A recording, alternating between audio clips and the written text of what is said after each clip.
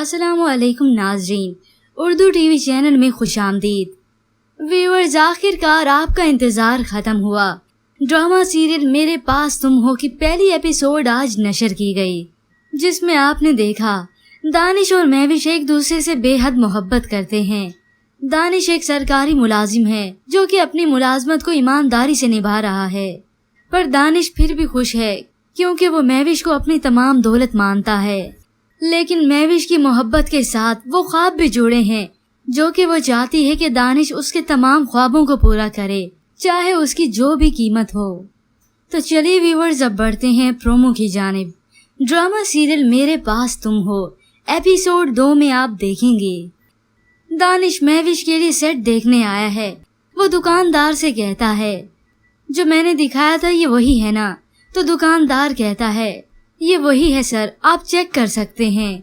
और आखिर दानिश उसे खरीद लेता है। तो अगले सीन में आप देखेंगे महविश दानिश से कहती है, मैंने अनूशे से 90,000 का कर्ज लिया है। दानिश 90,000 का सुनकर हैरान रह गया। वो उससे इसकी वजह पूछता है तो महविश बताती है, ये नेकलेस लिया है मैंने।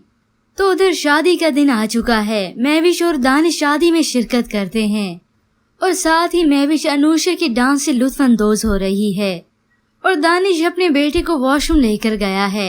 तो उधर शाहवार महविश के पास आकर कहता है, can I dance with you?